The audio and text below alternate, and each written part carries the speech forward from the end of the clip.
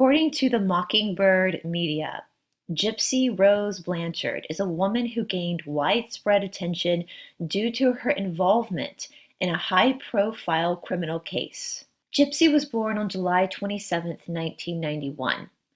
Gypsy's case became notorious because of the relationship with her mother, Toddie Blanchard, and the circumstances leading to her mother's unaliving.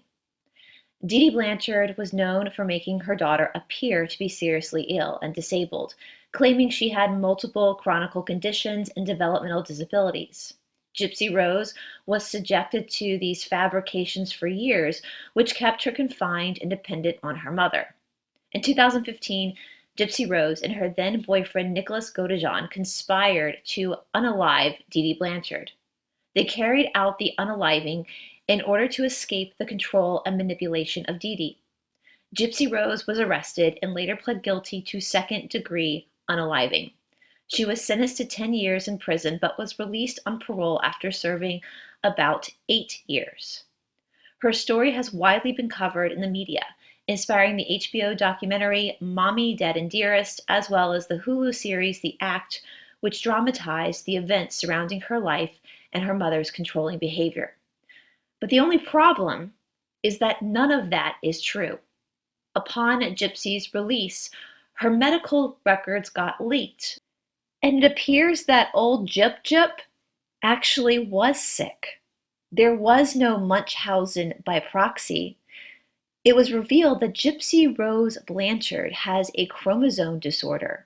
And even though this particular chromosomal disorder, chromosomal deletion, is rare, it does appear that every single health issue that Toddie complained about is a symptom of this chromosome disorder.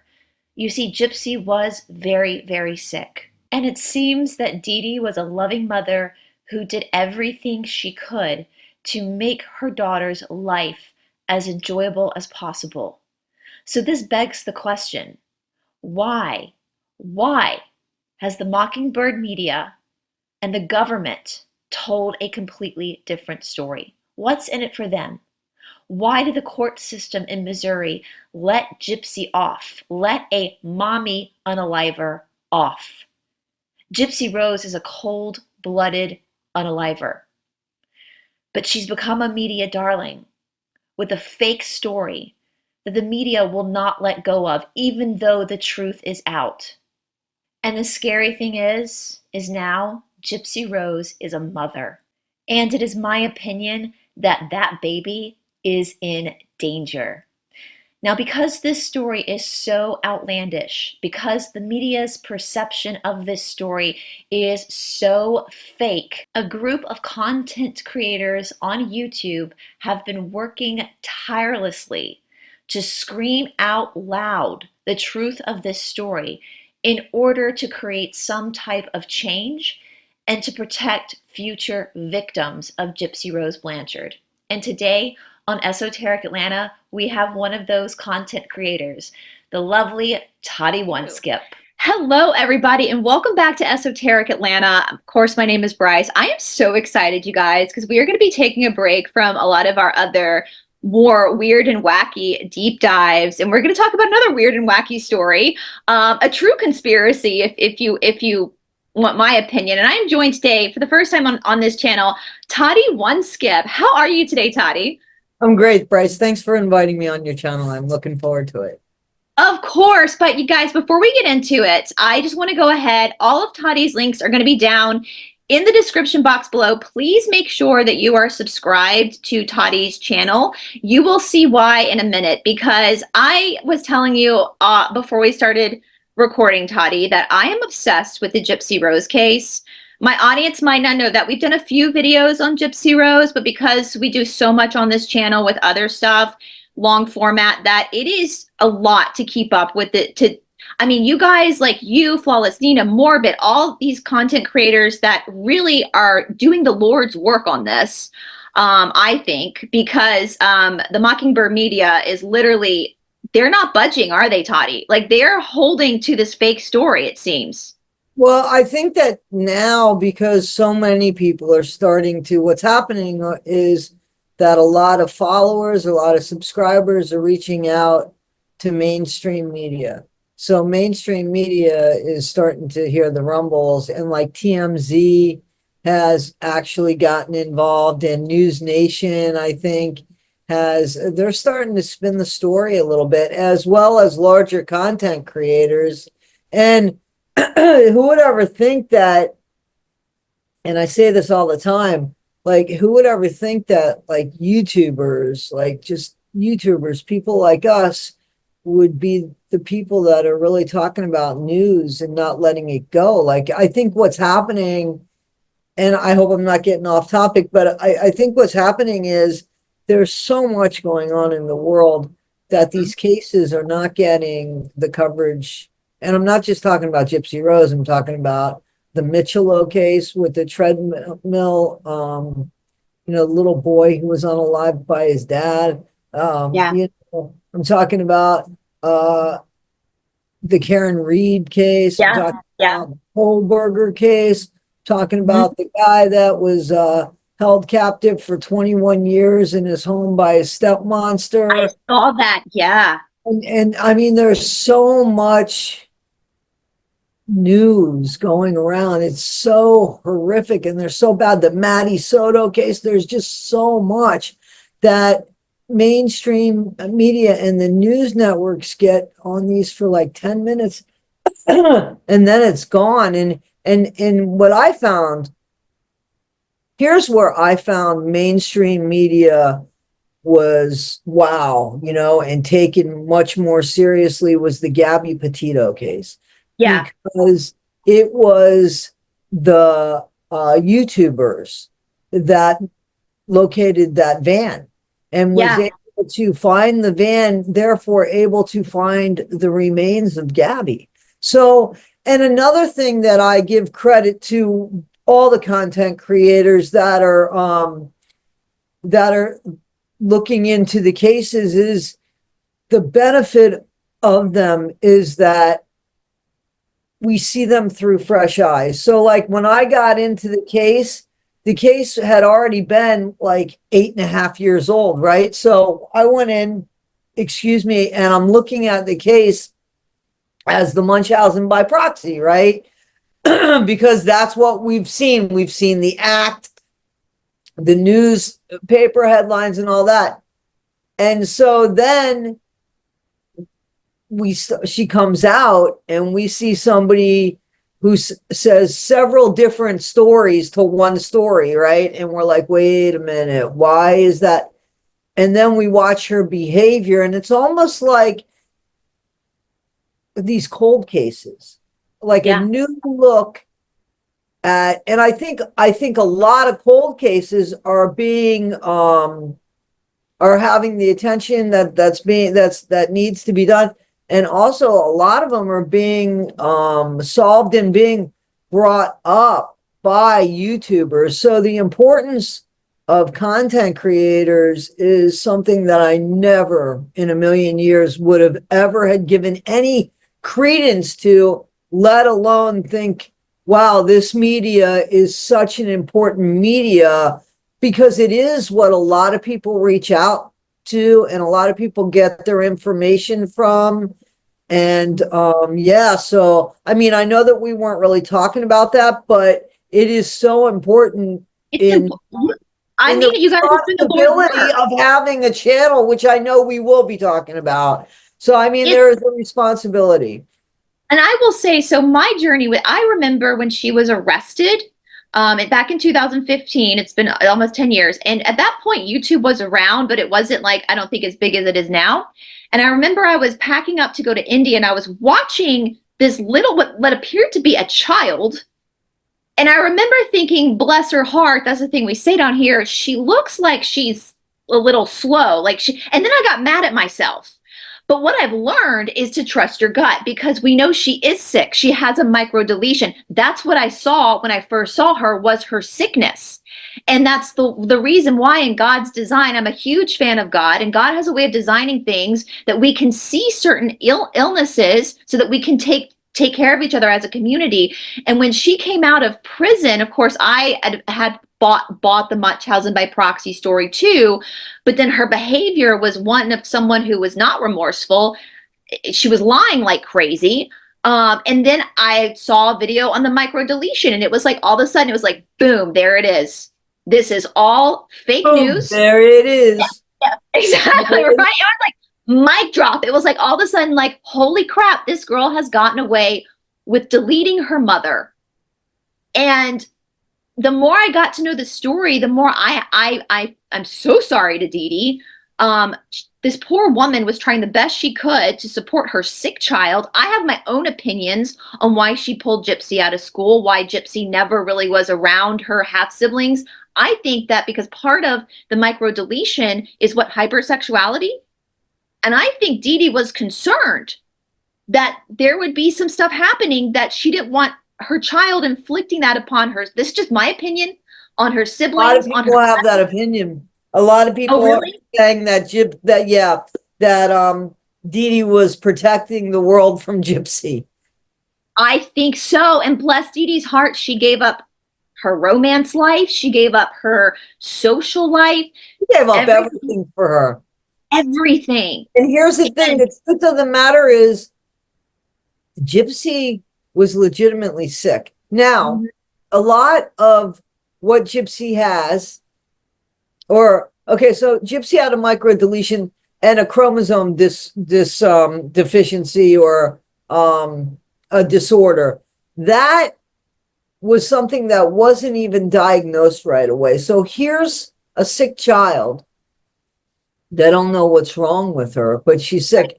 And as you know, as Gypsy, and then to add to it, she is legitimately sick from the micro deletion and all the side effects and the other symptoms of the micro deletion, like that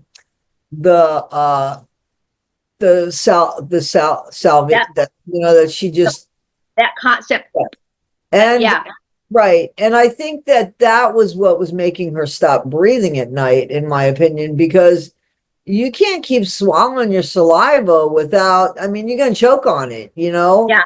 And she also had the eye thing, which we could clearly see.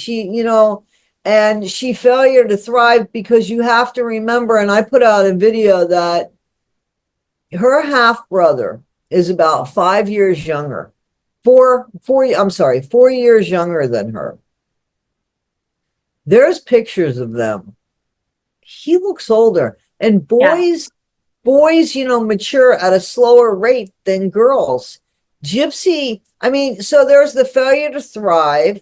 So all of the things that we know, Gypsy, the feeding tube, and then it gets worse, because then she says that she didn't have feeling in her leg, and admits that when she started getting feeling back, she didn't tell her mom. So I wanted to talk about now her mom is acting upon all of this, right? Yes. Well, what gets me, Toddie, is this whole time she's told us that she was in like a little accident on the motorcycle with a grandfather. She like scraped her knee and her mom freaked out, put her in a wheelchair. We've heard this story, but then when it came out in the FOIAs, that she actually was in a surgery and had a seizure, and the doctor put her in a wheelchair and said she might get feeling back. And then she just never told her mom because she liked the attention. So her mother didn't just throw her in a wheelchair. Like, that never happened. She was put in a wheelchair. About it was the cousin lied about that. Do you remember the cousin lied about that on the Petrie side? Bobby?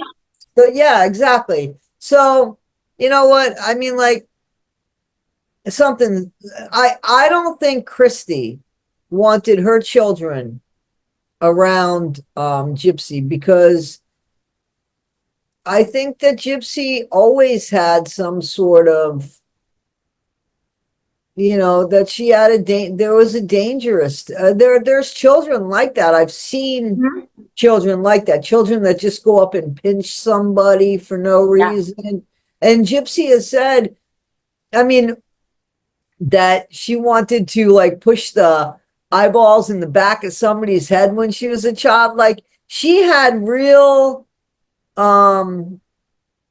real descriptive. The last time I heard these descriptive, such descriptive ways of harming somebody was in a book I read, from, I don't know if you'll know this woman or not. She's passed. Her name was Nancy Spungen, and she was with Sid Vicious from the Sex Pistols. She was the one that was found unalived.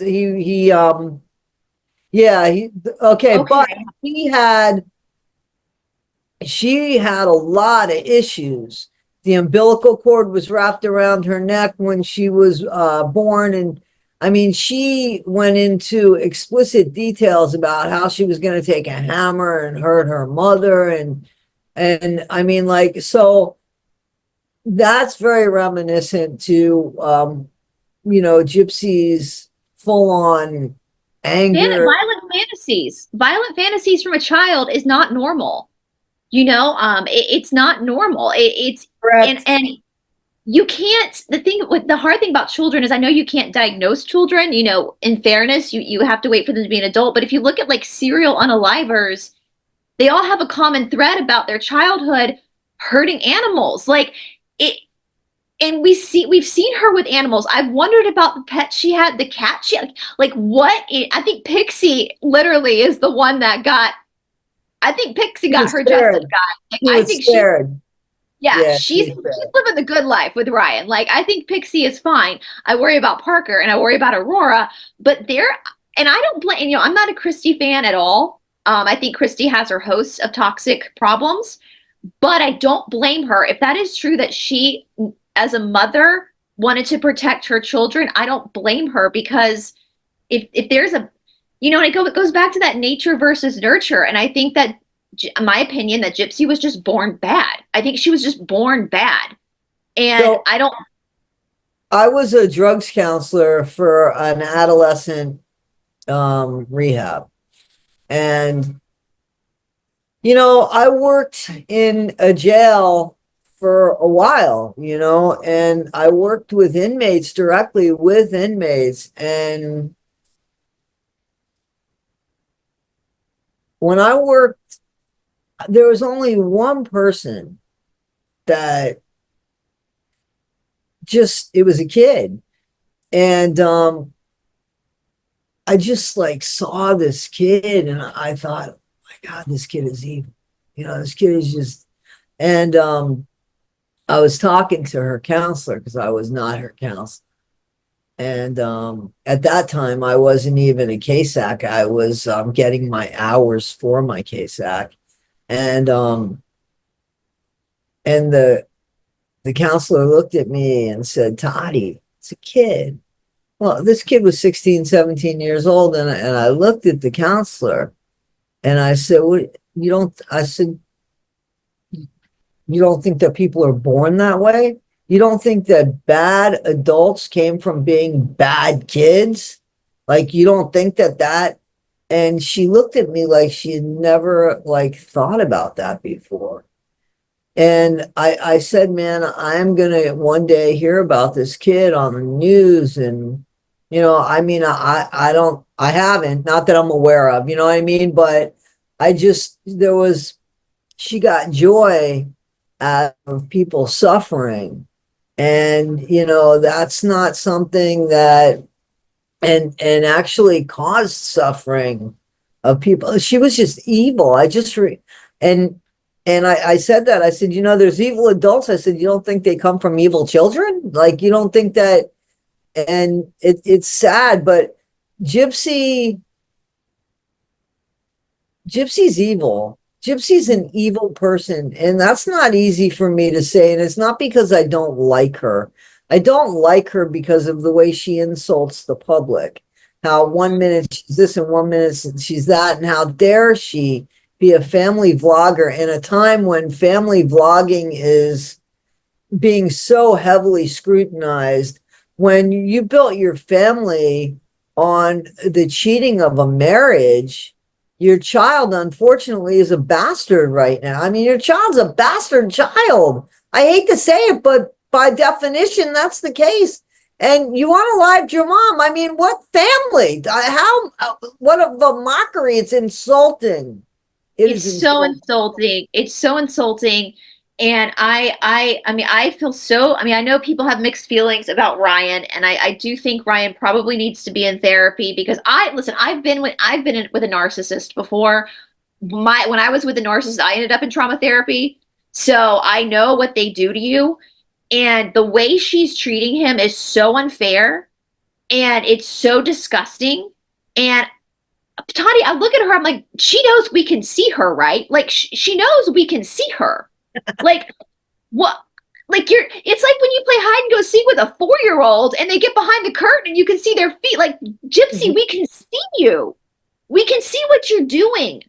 And no matter how, I remember when she first found out she was pregnant and she released that video where she was like fake crying. Like, she's the first woman to ever have sex with a man and get knocked up. Like, that's how it works, Gypsy. You love, you and this man you love so much made a life. That's how we all got here, Gypsy. Like, you're not my boyfriend calls it the golden vagina syndrome, where it's like the women that think they're the first one to ever like give birth. Like, and I just watched, I was sick to my stomach, and Never heard of that. That's a great line, though. I never heard of that symptom. that's for my boyfriend. Yeah, that where it's just like your body. I get it. I get it, you know? Yeah. And I watched, and she was sitting there fake crying about how her and Ken love each other and made this baby. And I'm like thinking, yeah, my sister's got 4 of them. Like, and she and her husband love each other. Like, what are you talking? Like, no other woman is sitting. But it's almost like Toddie, she's like projecting to the public. It's like she obviously does not know how to have a normal relationship with somebody. I mean, let's think about like the whole sign thing that she posted all these signs, then made a video that it was about Ken, which made me sick to my stomach because Gypsy has never lived on her own before. She went from her mother's house to the prison to Ryan's house to cut off, and now with Ken. Ken, love him or hate him, has been on his own, has managed a household on his own before. And when you see video clips from the show, I don't know that he had an apartment on his own. I just know I would assume so. I don't know. I am the no baby crying. That's for Gypsy, and I think that shit's from Ken. I don't care what she says. I think Ken wrote those messages. Yeah, me too. For her. I definitely think he wrote it for her. There is no, when I see her pick up her child, there is no connection there. There is no, I think I have a deeper, I think if you look at pictures of me and my nieces and nephews when they were born, there's a deeper connection between me and my nieces and nephews than you see with her and this child. This child, it doesn't even look like she wants the baby. Like and that's scary as a human being to see that unfold. And I was telling you, Ken actually seems to be way more attentive to that child and the way he holds the baby. And this is what people have said to me in my comments and you know, the subs that I have, the followers. I wish I could find a better name to call. I know. People that follow.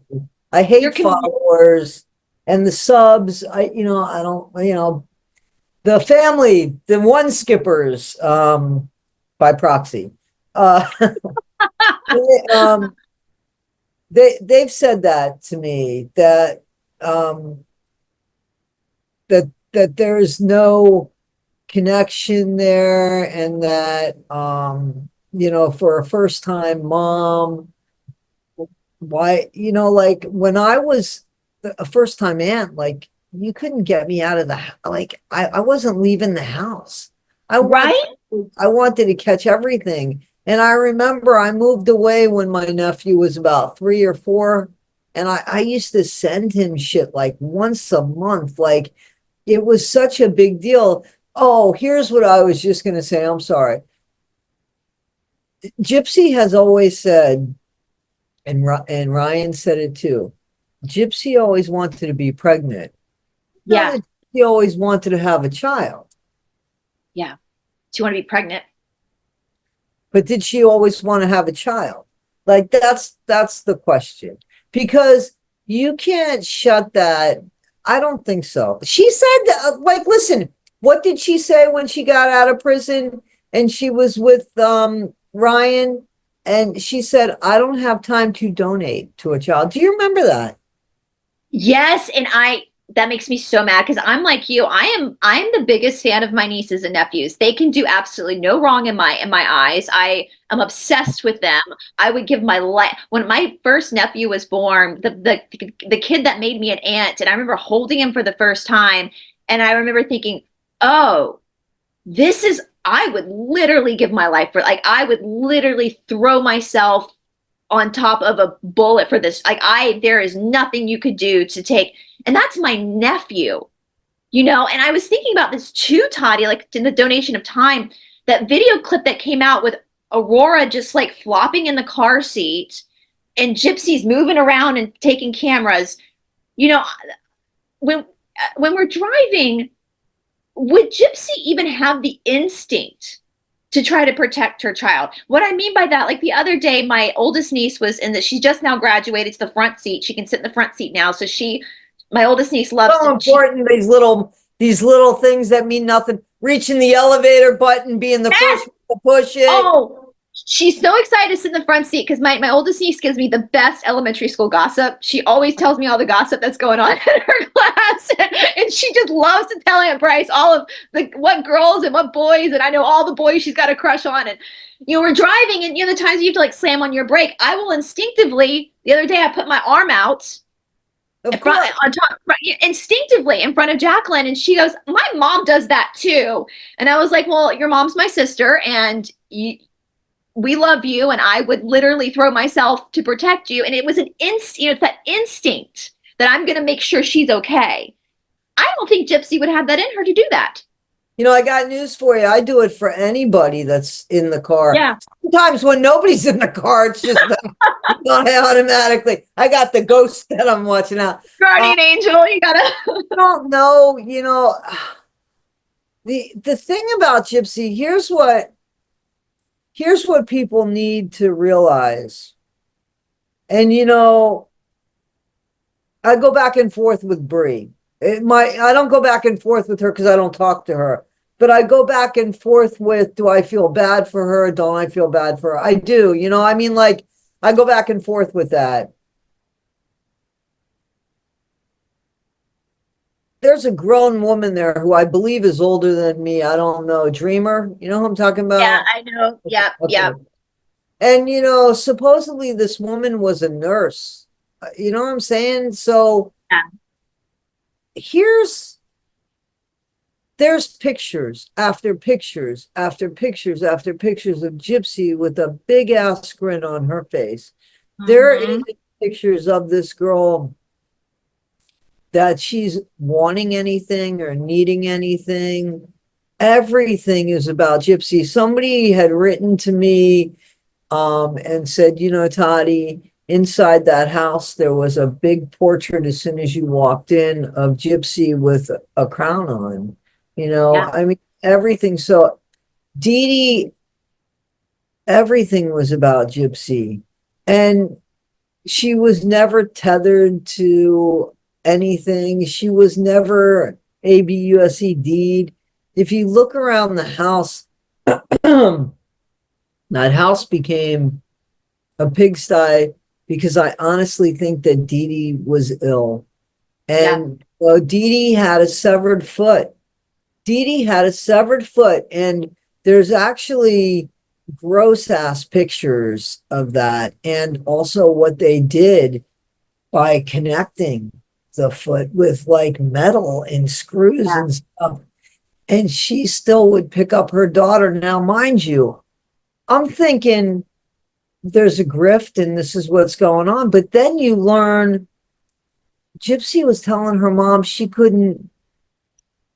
So you wonder, was there a grift? I think that there was an embellishment, but this big grift, was there a grift? Because Gypsy was legitimately ill. Now, a lot of these symptoms that she had, she's outgrown because you outgrow a lot of stuff, right? But she was legitimately sick. And until they found out what it was, they would be doing tests, especially if Gypsy's telling people that she's not well. Gypsy telling people, because the things that she's blaming her mom for has been proven in the FOIA that it's not so. Gypsy did a lot of speaking on her own. Right. Right. And it wasn't her mom. And I honestly think at 14 years old, Gypsy was wearing the pants in that family. I think that she was already bullying Dee. I think she was already doing that. And I don't know what Dee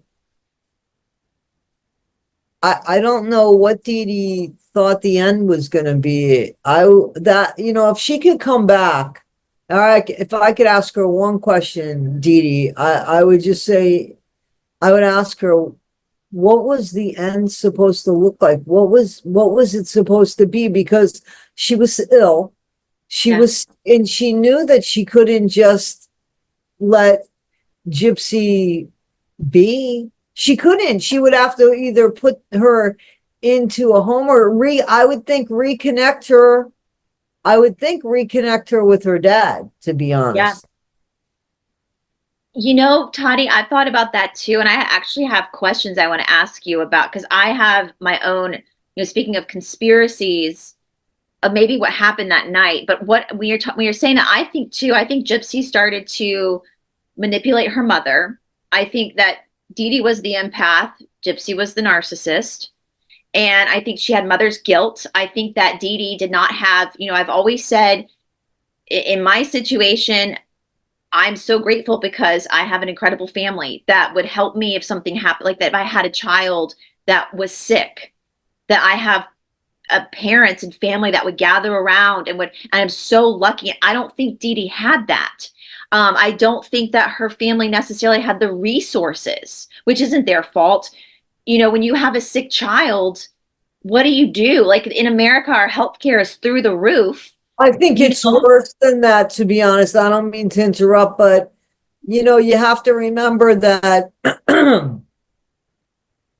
Remember the story, like we said, that the cousin said the cousin was supposed to be very close with Dee, supposedly, and close with Gypsy growing up, supposedly, right? And you see the dysfunction there. I think Hurricane Katrina gave Dee the opportunity to get the fuck away from her family. And I'm not saying everybody in her family. I'm not saying everybody, but I think it gave her the opportunity. And I think that doctor had something to do with it. The one that Gypsy looks like. Have you ever seen that picture? Yeah, that's super. Becca, Yeah, it's. Yes. I mean, it's interesting you say that too, because people have mentioned that, and that we know that once they discovered the microdeletion, we know that Dee was tested and she came back negative, that she didn't carry it. So that leaves Rod. But, we can't take what Gypsy says as word of God. But apparently Rod's tested negative too, but that's got to come from somebody. So, I just, my heart goes out to her because she had a deadbeat dad. I mean, Rod was not. But not only that, so I'm sorry, but it's important that you know this in case you don't know this. So Beckerman actually was in Louisiana with them as a doctor. And then he went and he was the one that was in Missouri. So he had a practice in Missouri. So, I do think for some reason, that's an interesting theory as I'm thinking about it right now, that, as I'm thinking about this seriously, I might just do a video about that because, this makes a little bit of sense to me because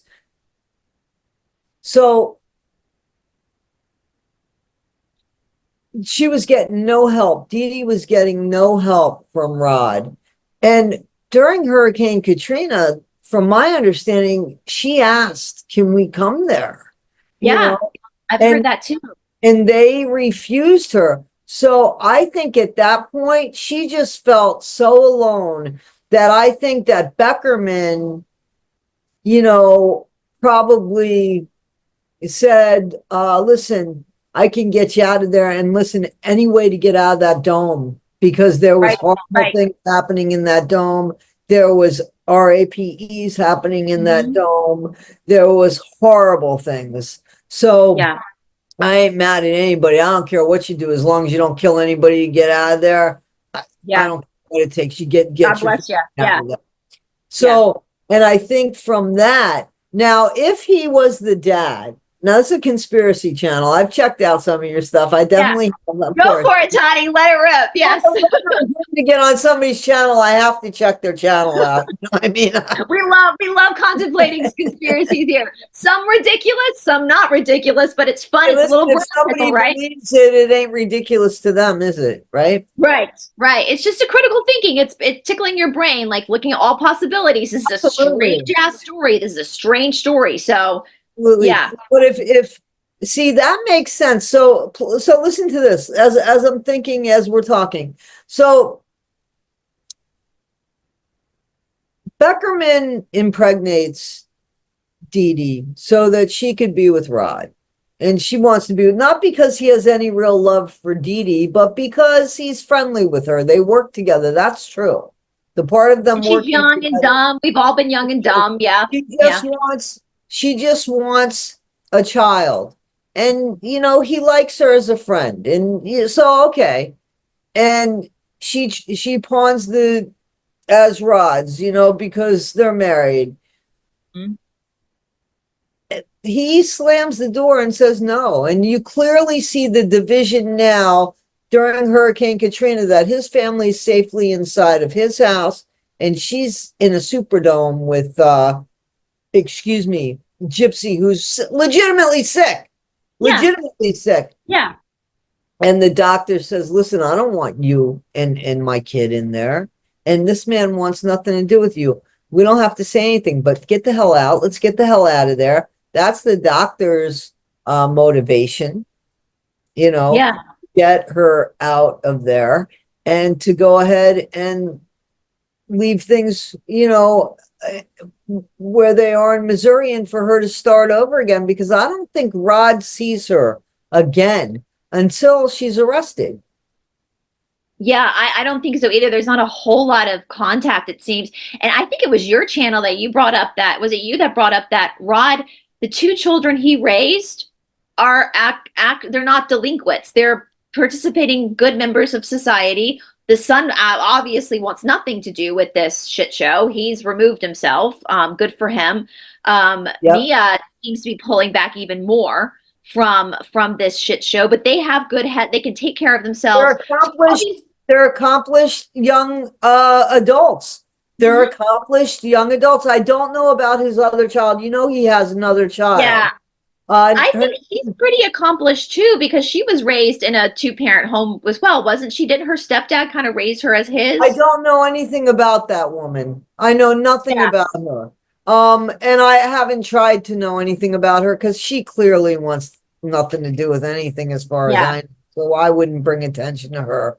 Um, but you know, I think that Gypsy looked at that. You think, I mean, does she strike you as the most balanced person to put that into a place and say, I understand why that happened? Hell no. Of course she has resentment. She has no love for her stepmom. I heard that that her stepmom and Rod fought about her being coming because she didn't want her. Here's the thing, who would want, she unalived her mom. So who yeah. would want her next to her? Like, who would want her in the house? Do you think the behavior that Gypsy has shown us online, where she tells untruths about everything, right? Yeah. So is a perfect example. Did you see where Ken said to her, don't fall asleep with the baby on you? And she said, oh, I would never do it. You did it last night. Now, here's the thing. If that's the person that you're spending your life with and everything, like if they are so casual about lying to you, I couldn't do that. I couldn't do that. But it seems to be okay with him. And let me tell you something else, Bryce. As somebody, I don't know if you know this about me, but I fell in love with an inmate. I married an inmate, you know. She was in there for drugs.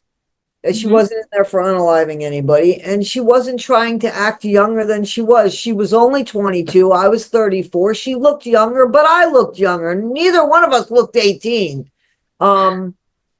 And nothing happened between us while we were while she was incarcerated. I never even touched her while she was incarcerated. We broke the rules because she wrote to me and I accepted phone calls from her. That was how we broke the rules. So and I left shortly after. I mean, I left my career because I didn't want to embarrass my boss and get fired and embarrass him like that, So Right.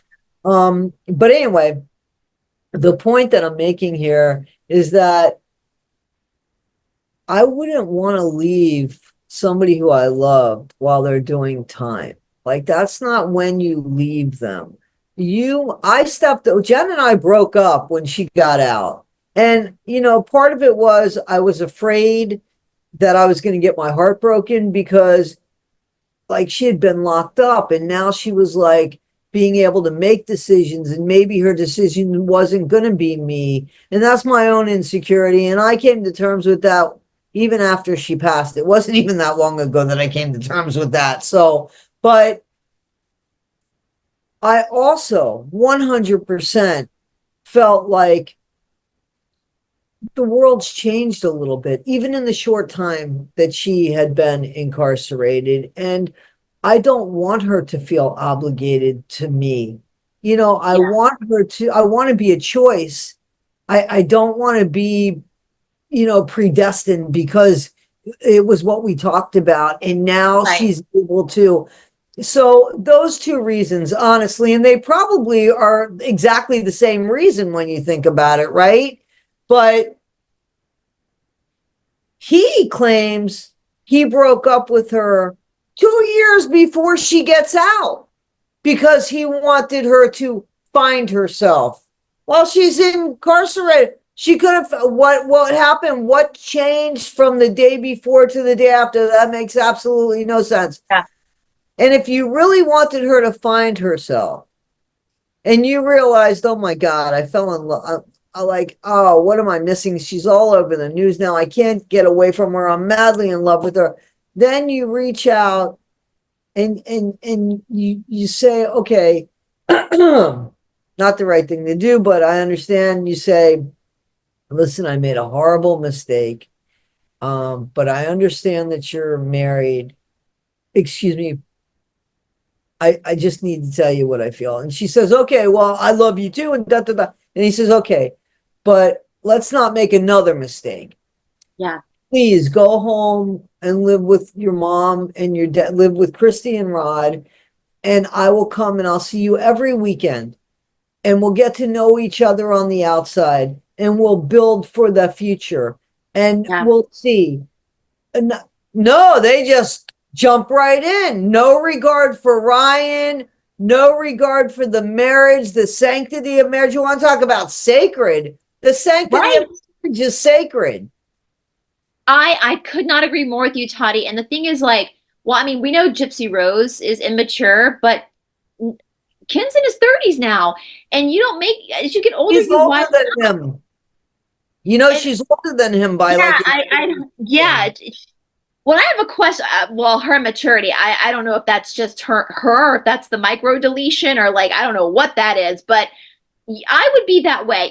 Things happen, marriages, relationships, and I totally get that. But you're right. There's a way to handle it that's respectful to all parties involved. And I agree with you. Nobody was respectful. Nobody. Nobody. The only people that seemed to be respectful was Rod and Mia. Yes. Nobody else. And besides the temper tantrum that Ryan had in the text messages that got leaked, he has actually maintained pretty tight lips. Like, he's been and I just, like, Ryan, buddy, like, I think he's still in love with her, which, dude, I do agree with her. You probably do need therapy, like, because ain't it, Ryan. You deserve way better than this. The Gypsy ain't it. She's in my opinion, I don't think that girl has a soul. I don't think she gives a shit about anybody but herself. Soulless. I agree with you. She's soulless. she's a demon child. Like that is, and the thing about it, Toddie, I was thinking about this. Like, I'm a huge fan of God, and I know God is merciful and there's grace. And I do think people should get a second chance. But the thing is, when and when you've got problems, like I love Nadatha's channel. Like, when you have drug problems, that's more of a self, like you're inflicting harm on yourself. And I love Nadatha. If you guys don't follow her, she's incredible. What she's doing. Absolutely. Absolutely. And that's a prime example of somebody. And I love people who've done that, who've rebuilt themselves, because there's so much wisdom there, and you learn so much from them. And that you can genuinely see it with her. Like, she's just a genuine good person who just messed up. And even with people who unalive others, perhaps there's a place for redemption. But Gypsy has not earned that back. And in fact, she's continued to show society that she is a danger to society. Toddie, I hate to say this, but I think she's going to reoffend. I think she's going to reoffend, and I'm worried that she's going to reoffend in the same way she offended the first time. And the people I'm worried the most about are Aurora and Mia. Those are the two I'm the most worried. I think she, and this is going to sound so weird, Toddie. I hate this. This makes me sound weird saying this out loud because I want to puke saying it. But deep down, this is my opinion. I think she's in love with her dad. I think there's a weird. There's a few people that think that. So, like it just like that's a lot. That's a lot to take on. I think that. Go ahead. I'm sorry. Go ahead. But the way she looks at him, the way she talks about him, like, Rod's the only safe person. Like, that's the only person I don't think she would ever hurt, because. And it's weird. And I'm like, is this something with the micro deletion? I don't know. Like, I know it happens, but it's not coming from him. It's coming from her. It's just weird. It's just weird. So I did a video sort of kind of on this where so Gypsy has used her body, right, for everything.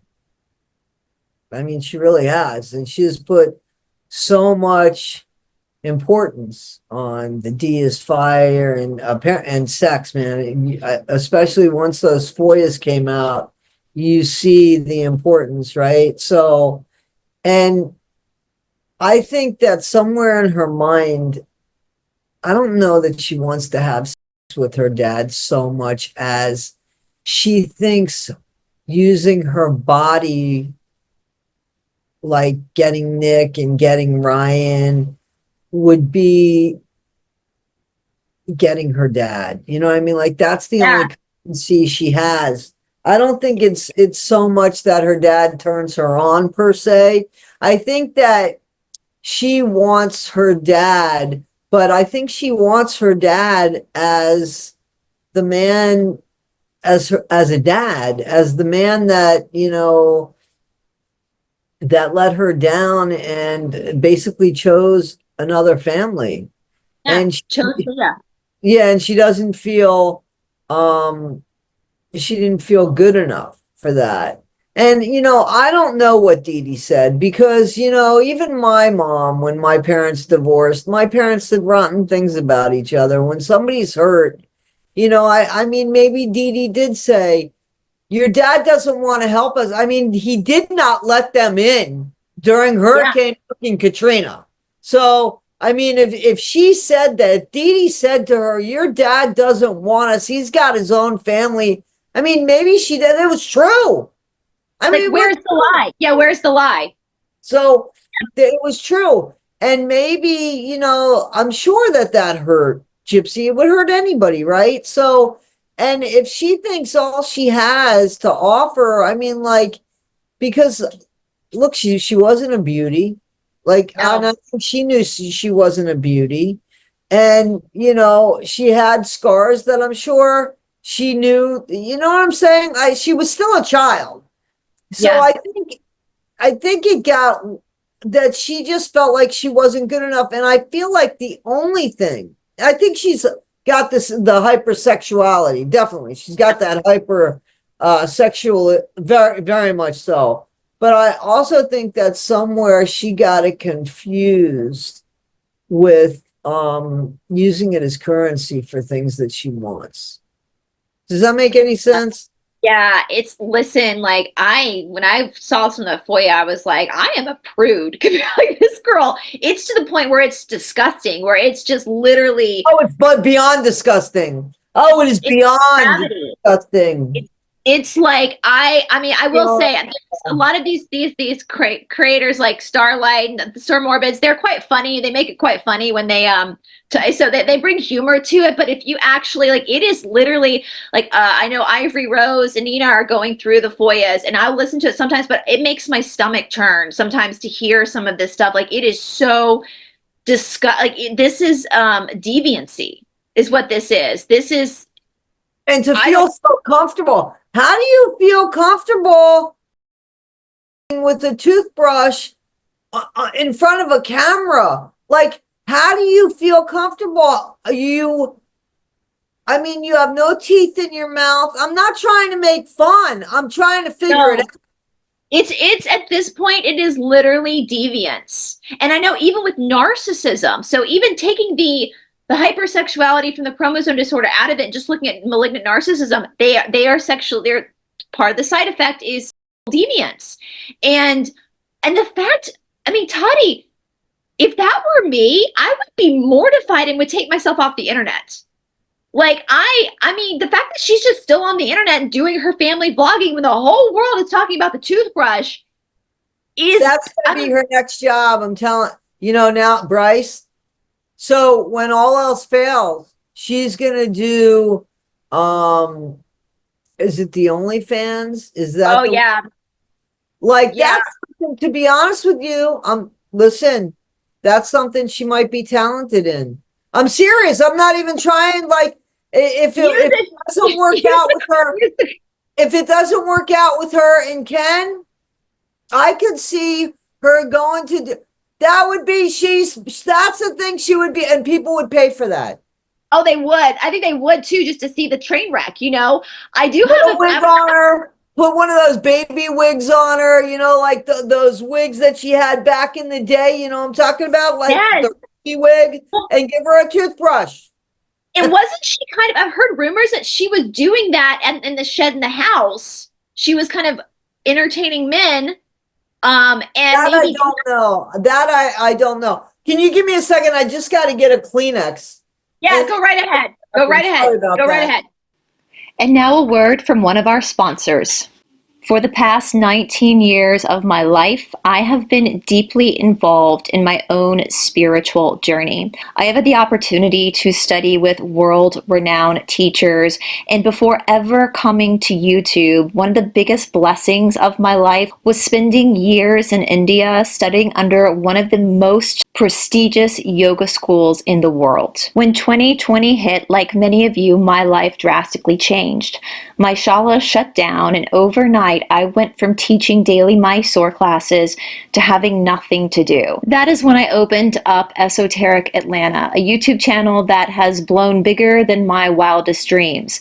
And through the connections that I have made on Esoteric Atlanta, I now have the opportunity to bring the teachings that I have learned, the sacred teachings of the East, to a virtual platform where hopefully these teachings can reach more people. As many of you know, the world that we live in is absolutely corrupt. Everything has been inverted, especially the spiritual community. It seems that in modern times, people confuse spirituality with channeling, with talking to ghosts or reading tarot cards, when the reality is that's not spirituality at all. That's just communication.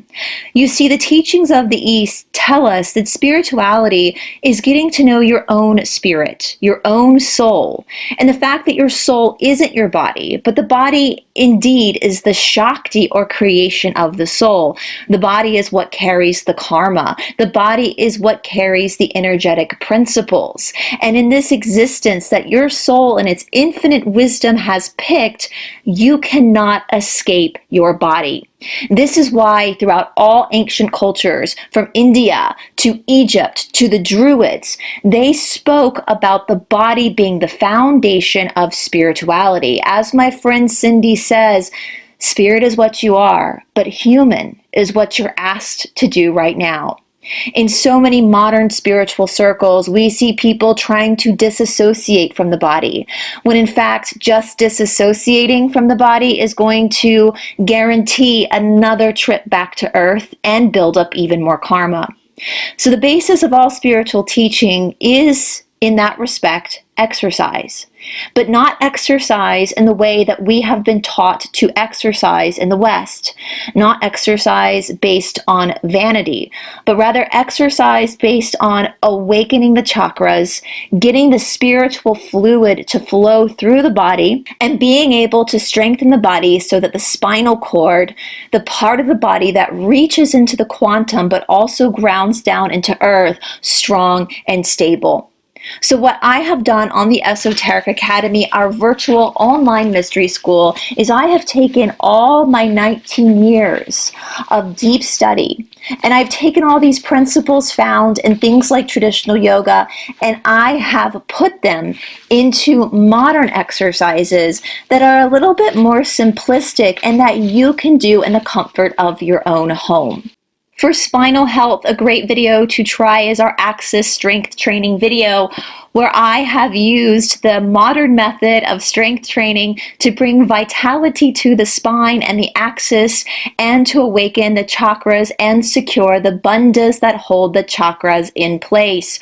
Right now, you can get 10% off your first month at the Esoteric Academy by using the discount code SHUSHUMNA10. We have two different payment levels at the Esoteric Academy. One is only $25 a month, which grants you full access to our full exercise library, plus access to all of our monthly live virtual exercise classes. $25 a month is literally less than a drop-in at a yoga studio, and you get a whole library of workouts that you can do in the comfort of your own home. The next tier is $40 a month, which gives you access to all of the live exercise classes and live virtual exercise classes, as well as all of the courses that we have on the spiritual text, like the Bhagavad Gita, the Yoga Sutras, and our course on the Cassiopeans and the Law of One and how that relates to the study of yoga. But for now, here is more information on the spine, and then we'll get right back into the show. The axis of the body is the central channel of the body. It's also known as Sushumna.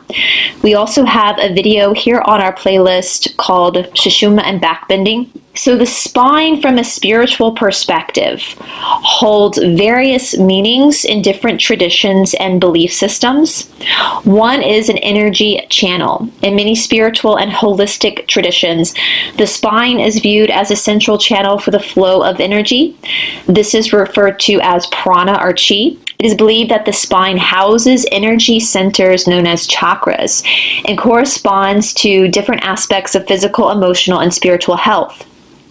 The alignment and opening of these energy centers are thought to facilitate spiritual awakening and personal growth.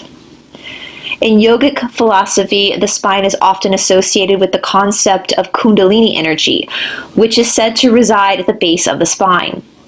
When awakened, this energy rises through the chakras along the spine, leading to a heightened state of consciousness, spiritual enlightenment, and self-realization. The spine provides physical support and stability to the body, which can be seen as a metaphor for spiritual support and grounding. A strong and aligned spine is often associated with a strong sense of self, confidence, and the ability to stand firm in one's beliefs and values. The spine is sometimes viewed as a bridge between the physical and the spiritual realms. It connects the lower bodies associated with earthly material concerns to the upper body associated with higher consciousness and spiritual awareness. This connection emphasizes the integration of body, mind, and spirit. Spiritual traditions often emphasize the importance of posture, meditation, and mindfulness practices. An aligned spine is thought to facilitate better breathing, focus, and energy flow, enhancing one's ability to connect with the present moment and cultivate inner peace. The spine can symbolize the journey of transformation and ascension. Just as the spine supports the body in standing upright, it can also represent the journey of rising above challenges and limitations to achieve higher state of awareness and spiritual growth. In some traditions, the spine is seen as repository of ancestral wisdom and experiences. The health and alignment of the spine may reflect one's ability to access this wisdom and integrate it into their life. The spine is regarded as a vital component in spiritual practices, symbolizing energy flow, connection between different states of being, and the journey of personal and spiritual development. Its significance can vary widely across different cultures and spiritual traditions, but it consistently represents a crucial link between the physical and spiritual aspects of existence. And now back to the show. Yeah, you guys, while Toddie's grabbing her Kleenex, once again, I'm going to show you her channel, because this is what I love about Toddie. One thing I love about her channel is she's no nonsense.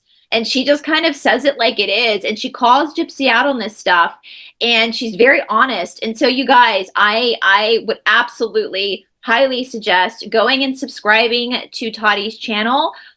Especially my Australian viewers. You guys, I think we talked about how 60 Minutes Australia just released a whole show on Gypsy Rose and this story, this lie that's already gone through the American stations with this Munchausen by proxy. But please, guys, don't be fooled by this.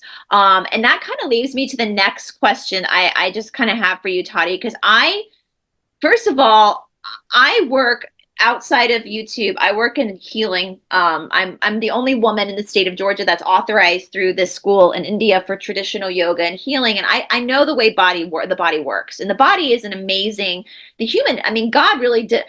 Obviously the same God that created the Rocky Mountains created our bodies. It's amazing what our bodies can do.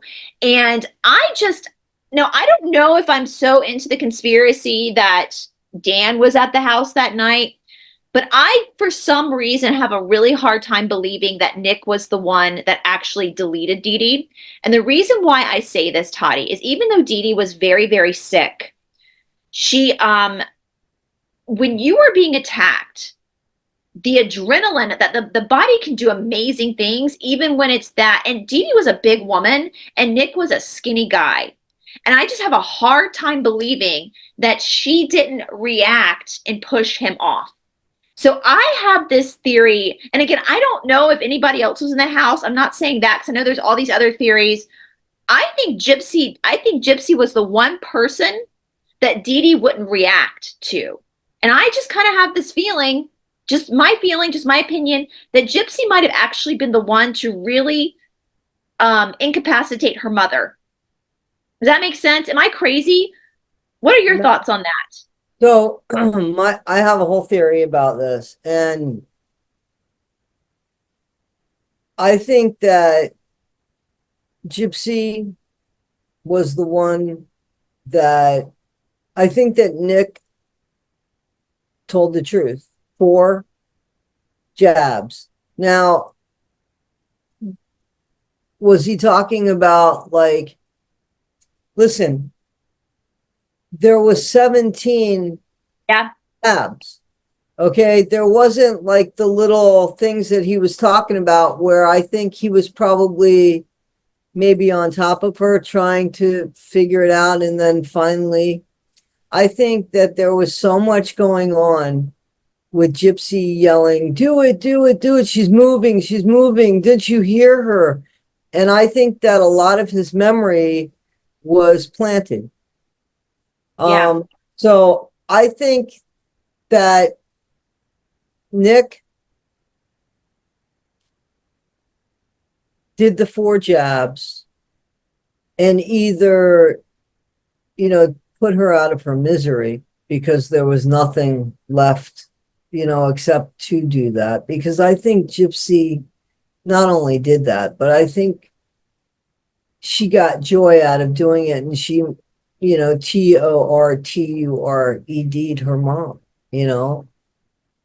And so that's what I think. But also, I think that it was supposed to look like a bad home invasion. I don't think I don't think Nick was supposed to leave the house.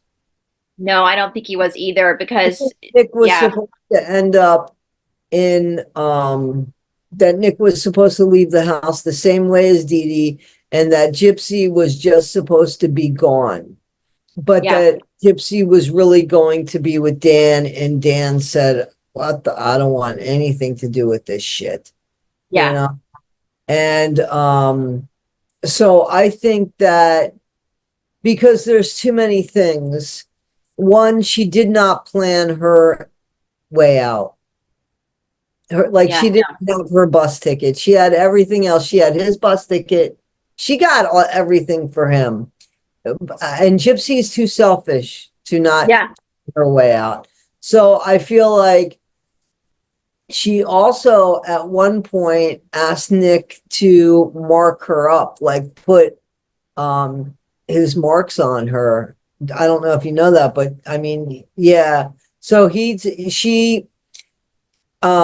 even says it in the interrogation that Gypsy asked him to put his marks, like for territory, on her. And I think it was supposed to be at that point after they had to go with plan B, and Gypsy realized, holy shit, then I got to go with him. Like, this is who I have to go with. That when she was taken in, if you remember, Hancock said, what are those marks on you?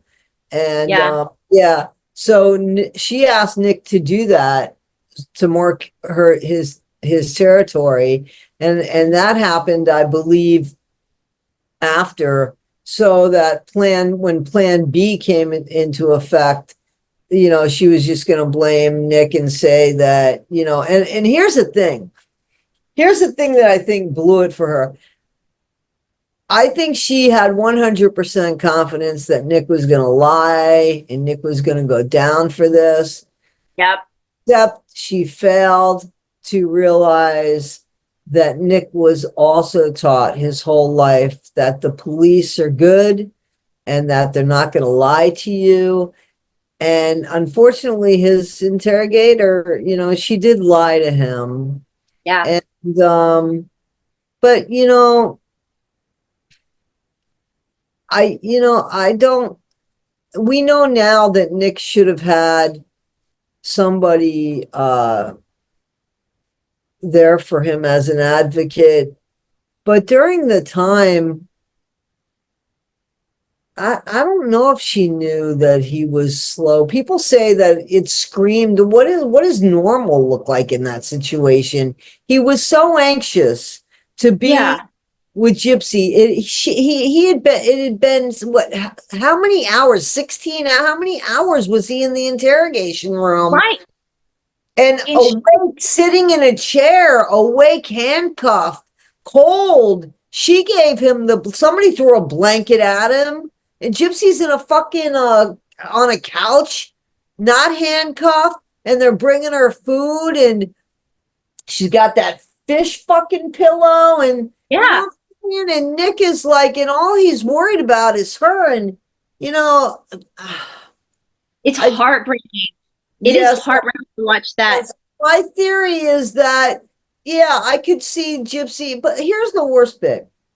I keep saying the worst bit, and in the meantime, all of this is the worst bit, right? It's all the worst bit. Yeah, So is that there was no numbing agent found for Dee Dee. So why not? Like, there was stuff that could have numbed her. And not only that, see, if it wasn't supposed to be a home invasion or look like that, I think that it would have been, they would have like killed her by insulin. See, they wouldn't have found, Gypsy couldn't stay in that house if she wanted a different lifestyle. If everybody thought she was stuck in a wheelchair, then she would have always had to be in the wheelchair. But because people thought she was sick, had they have, you saw that, and I'm gonna do something with the girl too, the you know what the Facebook messages said. yeah, So yeah, it led us to believe basically that if Gypsy wasn't going to be in that house, right, that there was like a gone girl gone situation, like, because, and then how long do you think they would have kept looking for Gypsy for? And they certainly wouldn't have been looking for somebody walking. Right. Right. Exactly. Somebody with a wig, somebody with hair. So the description they had for Gypsy wouldn't have been that Gypsy. They wouldn't been. And how long do you think they'd be looking for somebody that they thought was dying? Or already been, yeah, I think you're absolutely right. And Gypsy thinks she can get away with everything. She still thinks because she lies to us all the time. So I think in her mind, it was the perfect story. There's another thing to this too. And we might have to do a part 2 on this, because this is something I have been dying to ask you, and actually Becca Scoops as well. I got involved. Let me just tell you something. Becca Scoops is phenomenal. She's phenomenal. She and is phenomenal at, now I love Nina, I love Morbid, 1980, I so many cutting board dawn, night combos, all of these Morgan Allena, all these content creators are amazing. Becca Scoops, she is able, that I was trying to explain to her why she hit the way she hit. See, I wanted, and I think a lot of people wanted this information, and I feel like the only person that had it at the time, more or less, was Fancy.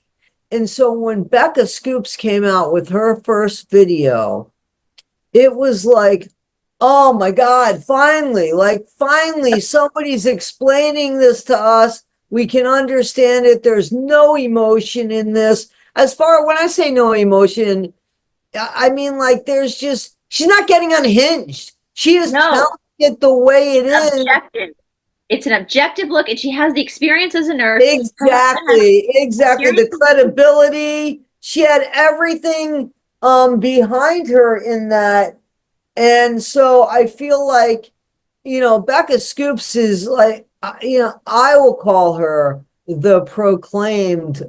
She might not be self-proclaimed because she would never. She's a very humble person, but to me, she is the expert on this case. In my opinion, she is. She really is. She's able to look at it because of her experience and her husband's experience. They're able to see things about the case that us normal people that never been in the medical world or been homicide detectives would even notice. And you guys, so for my people who want a good, like, really thorough look from the truth, from an objective, not a subjective media spin, but the truth, I would absolutely say, now this is one thing, and again, this might have to be a part 2. I work with a guy, I do lots of shows with a guy named Rocker Mike, and Rocker Mike is really big in the Son of Sam community.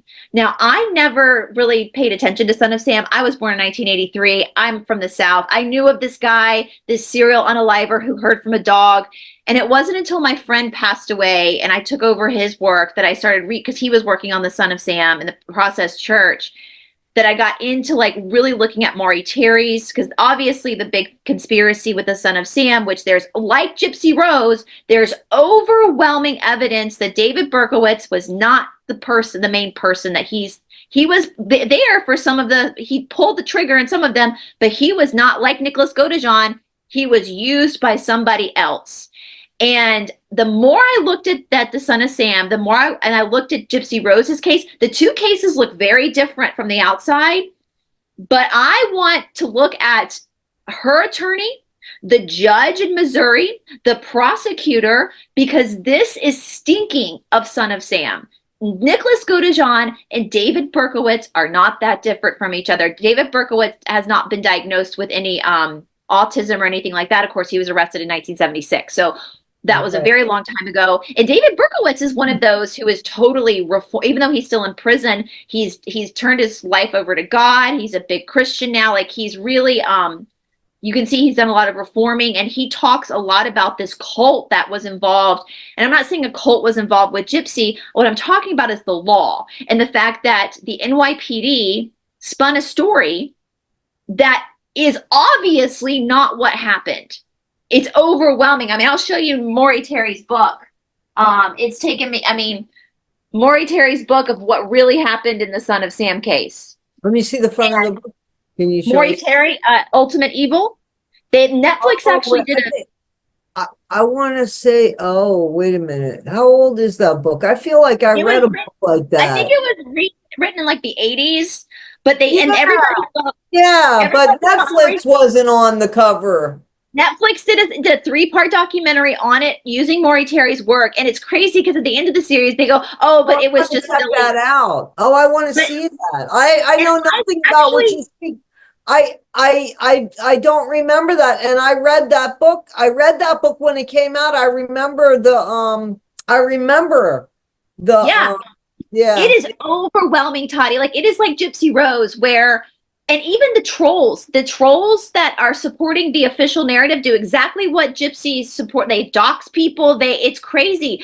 These cases are so similar. And in that sense, there is something that's being covered up. Like Gypsy Rose, I don't know what was in it for the DA. I don't know what was in it for the judge. I don't know what was going on, because and if anything happens, mark my word, if anything happens to that child, I will hold the legal system in Missouri responsible, because they let that girl out. I think everybody will hold I think that everybody's going to hold somebody responsible in the judicial system. And she gets out, her last day of parole was a month from yesterday. Yeah, she gets out. Her parole ends on my niece's birthday. And I am terrified. Isn't it the 25th? Yeah. So a month from yesterday that she gets out, and her behavior is so poor now that I can't even, I don't know she can't control herself. That's the worst.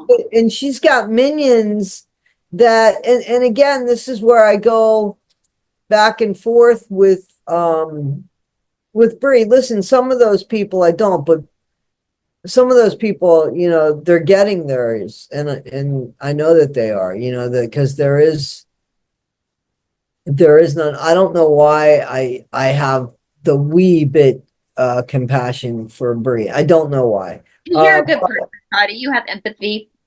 No, I don't. I don't have it for Boston, and I don't have it for Dreamer, and I don't have it for that woman Sheena. But I don't know, and it hurts when I have to go in and mention Bree's family's name and stuff like that, but I get so much of the doxing, and I get the videos and I get the screenshots, and it pisses me off, and I'm like, oh man, like, do you really want me to do this to your family? Like, I'll do it, but do you really want me to do it? Like, you're pushing my hand here because you're hurting people. Like, all because of a woman that is told the truth. Bree had here's the thing. Bree gets on and she said, guys, I don't have anything against Ryan, but I just want to show you. That the reaction that Gypsy is being blamed for hanging on to Ryan, and it's just not true, and I want to show you. So she reads these messages, only for a week later or a month later, whatever it was, for it to come out that it was a reaction to Gypsy's actions. She doesn't get on and say, she doesn't correct her mistakes. She doesn't say, I'm sorry. She doesn't say, and more importantly, she doesn't realize that her friend put her in such a situation. What friend does that? I mean, like, I have a bunch of friends. None of my friends are going to fucking put me in a situation to make me look bad, or even put me in that situation. My boyfriend would break up with me if I treated him the way Gypsy treats her friends. Like, I get what you're saying, because Bree doesn't realize she's being abused too. And they're being used by this, but it's the same thing in the Son of Sam. There is a podcaster who supports the NYP. And the crazy thing about the Son of Sam case is most of the NYP members at that time, police officers, also knew that there were more there. So it's crazy, but they have people out there that will do the same thing, that will dox you, stalk you, harass you. we watched, so the Maddie Soto case, are you familiar with that at Yeah. all? Okay, Very so sad case. Yes. why isn't Jen Soto incarcerated for the least little bit? Why isn't she charged with child endangerment, child neglect? Why isn't she? Why does the police need her to make a case against Stefan when they have like all of those videos and all of those pictures? Why can't they just do their effing job? Why are they cutting deals? What's going on here? Thank you, Toddie. That is like, that's why these cases are so important to talk about, because if it's happening once, it's happening 1,000 times Happening over. all over the place. Happening Cutting deals everywhere. with people, cutting deals with people and letting dangerous people out on the streets because you cut a deal with them and made a charge that instead of it being MURD, it's manslaughter. So they're out in 8 years. What the person's dead. What the hell? I think that if somebody, I think if somebody, and it's not in the foot or not in the arm. I mean, and that person who's the victim of the shooting, as long as it's not self-defense and stuff, Right, right. that Of course. person lives. Lucky for them, not lucky for the perpetrator. That perpetrator still needs to be for attempted, but still the charge needs to be. You know what I Right. mean? The time still. If we were to crack down and be severe in our penalties. And listen, you're talking to somebody that worked in the correctional facility, so I know that there's good people that get locked up. I get it. But if we were to crack down on the laws and start using people as an example, I hate to say it, then trust me, like the best thing right now that's going on, in my opinion, with the laws is when younger people, juveniles, are getting charged with going into schools, and now the parents are being held accountable and they're doing the time, because that is going to make a difference on people saying, yeah. On how you parent, because I grew up in a house full of these things, and I knew if I touched them, I was going to get my ass beaten. So we never touched them. My friends growing up also had these things in their houses. And guess what? Same thing in their house. If we touched it, we would get our asses beaten by their parents. So we knew that. So our parents, in that regard, not saying our parents were perfect, but in that regard, they did their damn jobs as parents to make sure their children understood the security. These people that are charged and doing time now, it's not that they made the guns available. They bought them. Yeah. So Yeah. one kid is saying he's hearing voices and he needs help, and the parents laughing at him, and then for Christmas buys him a GUN, okay? And the other one, the kid's drawing these dark drawings and stuff and wants one, and that's what they get the kid for Christmas. So that's the thing. It's not even that they had them and they weren't put away properly. They gifted these They were entertained. weapons. And and I might piss people off for saying this, but I think in our culture today, Toddie, what's happened is we've gone to an extreme. And I know the pendulum always swings. This wokeness has brought us to a place where everything is just accepted. But like I said at the beginning, when people are showing signs of sickness or mental sickness, it's not, there needs to be treatment given. So these parents should have seen this and been like, oh, we can't entertain this. What if your kid was showing signs of diabetes or signs of cancer? You would have them in a doctor's office. But when they're showing signs of mental disturbances, I don't know that these parents actually would have done that. I'm sorry to say. I don't think that they took any real interest in their child. I really don't. I really don't think that they took any interest in their child. And, unfortunately, times I'm 62. I turned 62 a couple days ago, as right? So times have just changed. Yeah, It was bad even when enough I I was was a a kid. latchkey kid. I was a latchkey kid, but I still had to be, I was still held accountable. I still came first. I mean, I was a latchkey kid, but I came home from school, my mom called, or I had to call my mom, Yep, or same. my dad, vice versa. You know what I'm saying? Like, so I always and would be held accountable for, and the kids today, like,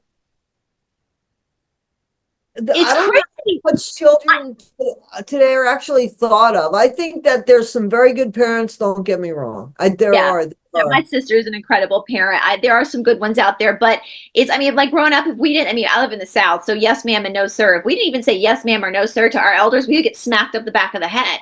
We were even with our manners, were very watched by our parents to make, they were very responsible for us. If I had a problem in school, it was not my teacher's fault, it was my fault. I had to take that self and kids, yeah. So I totally, and I don't think Gypsy had any of that accountability. Well, she really didn't go to school, did she? But Toddie, I gotta hop on another call I soon. think that Dee Dee tried to enforce manners in her. I mean, I get for again. Not only did Gypsy just unalive her mom in the most brutal way possible, but she also has destroyed the woman's legacy. And Exactly. and what's horrible even more about that is we know it's an untruth that what she's saying, because Nick, in his interrogation, he said he started feeling bad because he found out what a great mom Dee Dee was. Well, who did he hear that from? Okay. Right? And you see the picture of him and Gypsy together. I think it's the only picture of them together. Dee He Dee took took that it, picture. right? So why Like, Dee Dee didn't? I think Gypsy told Nick all of this shit is bullshit. It was bullshit. it was a I manipulation to manipulate him. Because from my understanding, Dee Dee, I think, told a friend that Gypsy had a boyfriend that she was excited about. Yeah. Because what was she going to do if she was sick? If Dee Dee was sick, didn't she want Gypsy? I mean, she loved Gypsy, so didn't she want Gypsy to go forward? Didn't she A want Gypsy? good man, a nice man. Yeah, I absolutely agree. I think that I made me mad when Gypsy said, "Well, I didn't really have Christmases," but in the interrogation, she's talking about being at Disney World for Christmas. Like it's Dee Dee was an incredible mother. You see the Christmas trees in a lot of the pictures. Did you hear the latest thing when she was at that butterfly enclosure where she said, when I was a kid, I used to run after all the butterflies? Did you not hear her say that? No. Yeah, it's she, and I don't know if she's just so arrogant that she can't keep up with her lies, or if it's part of her like cognitive disability with her microdeletion, or if she's just that stupid. Like, if you're gonna lie, Gypsy, at least be a good liar. Again, we can see you, girl. We can see you. And we all got there. It doesn't matter how many videos you delete or how many people you block. People are screen recording it. And I'm gonna say it again. I'm an aunt. I have two nephews and two nieces. My mother, the minute my oldest nephew was born, my mother ceased to be mom. Now she's grandmom. And we know that those four children are the priority now. My mom is now grandmom. I think I even referred to her as go talk to grandmama. If my sister did anything to endanger her children, or if I did anything to endanger those children, my mother would be there in a heartbeat with a spatula in her hand, smacking us. So Rod and Christy, where are you? Where that child? There's evidence of that child in that car seat. If Kid had slammed on the brakes, that child would have gone flying Yep. out the Or if window. anybody would have hit him, if I anybody mean, would have hit him, like, he doesn't even have to be the bad driver. it's crazy. When my sister first had my oldest nephew, they were moving a lot, so we would help her a lot. And that car seat was so complicated to move, but we would just ended up just trading cars. Like, whenever I needed to take my nephew, she would just take my car, and I know because a it lot was of people do that. A lot of people, I makes know a it lot of easier. people But do that. I will say I had my nephew once. He was probably a toddler. And I was in my sister's car. We had traded cars. He was in the back seat in the car seat. And I was trying to merge onto traffic in Atlanta. Atlanta's crazy. And I went, oh shit. And all of a sudden Charlie's like, shit, shit, shit, shit, shit, all the way to my mother's house. So grandma's house. And I had to walk in, and my brother-in-law is Italian. So I think they would eventually learn those words from him, but no, Charlie learned it from me. And I'm also his godmother. So you're welcome, church. I taught shit, shit, all the way on, shit, shit, shit, shit. So, but Toddie, I have to run on another call soon, but I really would love to have you back. I would love you to talk to Becca Scoops. I think if you guys look at the Son of Sam case and compare and contrast with what's going on in the legal system and Gypsy's case, there are some similarities here that I think that there's a bigger story here. And I don't know what, with Maury Terry's work, he does give some explanations as to why this happened in Son of Sam. There's a lot has to do with I'm gonna go check it out, to be honest with you. I'm gonna go lay down and check it out. Watch the Netflix series. At the end of the it's crazy because at the end of the Netflix series, they're like, oh, but that was just all conspiracy, but they never disprove. And I will say, I am in contact with one of the victims, Carl, the guy. He's in the Netflix series. I've done a show with him before. He's a friend of Mike's. And he, as a victim, he does not believe that Berkowitz was the person who He's visited with Berkowitz. There is so much to this case, and it made me think, like, why would the judicial system let a mommy murder off like they did? There has to be something behind this, because David Berkowitz is no different than Nicholas Godejohn. David Berkowitz has been sitting in prison. He is serving time he was there just like Nicholas. He obviously, but in this case with Gypsy, Nicholas and Gypsy should be flip-flopped. Nicholas should be out right now in a halfway home getting help. Gypsy should be in prison. And it's the same with Berkowitz. Right.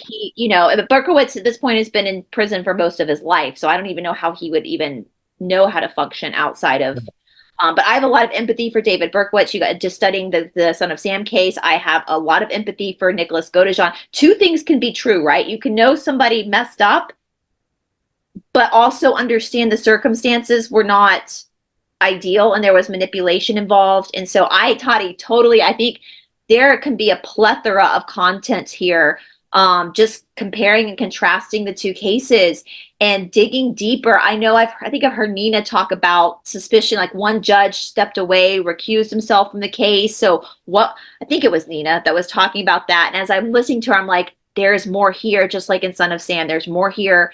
And I'm looking at the DA. I'm looking at, why did you guys let this happen? Why did you let this happen? What's going on? So anyway, but Toddie, this has been so fun. I could sit here and petty talk with you all evening. I enjoyed myself immensely. I would absolutely love to do it again. Well, let's go and tell I love Morbid's channel as well. I get up super early in the morning, and on Wednesdays, I'm up at like 2:00 in the morning, and I'll be setting up the Shala, and I am literally getting ready to teach a spiritual class, listening to the recap from Morbid's channel. And I appreciate people that can also make something so serious funny too. And I will say, if Morbid hears this, like the way he's handled Dreamer, I always tell my boyfriend, he's taught me how to handle my trolls. Because he's handled her with such grace, and that's commendable. So, but not only that, like, he's got merch on her, like, yes! And so much credit, because, like, make money off of her. Absolutely. So I should make merch with my trolls. Like, and that point when he was like singing to her at the end of it, I told my boyfriend, I was like, this dude has taught me a lot with how I handle my trolls, because he has handled it he's diffused the situation, and I so much respect. So Toddie, this has been awesome. Please tell all the Gypsy Rose people that y'all are seriously doing the Lord's work right now. And I think if there wasn't a baby involved, it wouldn't be as serious as it is now, but there is a precious child that's involved right now that didn't ask for any of this. And Exactly. And I think as a community, it's our job to let her know at least one day that there are people out there that give a shit. And Right. so anyway, well, thank you so much, Toddie. Again, you guys, I'm going to have all Toddie's links down in the description box. I'll have Becca Scoops in the description box too, especially for my Aussies. My Aussies. You guys, I have a huge demographic. I love my Australian. Sometimes I say we're esoteric Australia too. 60 Minutes Australia did y'all dirty. So please go back and check out these so you know what fake news propaganda you guys got down under. It's the same stuff we've been getting for years, but we are already talking about it here in the United States. So go check it out, please, you guys. And thank you, Toddie, for being the journalist for the people and for screaming loud about this and making sure the media doesn't get away with their bullshit with this case, because it's lives are at stake. I'm no journalist. I'm not, but I so appreciate and you know, some of this is fun and some of this is like serious, you know, obviously. So yeah, absolutely. Absolutely. And thanks for having me again, Bryce. It was a pleasure. I loved it. I can't wait to get you back on, you guys. So go show Toddie some love over on her channel, guys. Go join the One Skippers too. You'll love it. You'll love her content because I love you're just down to business, Toddie. You just tell it like it is. So we need more of that in this world. So thank you, guys. We will talk to you all later. Bye, everybody.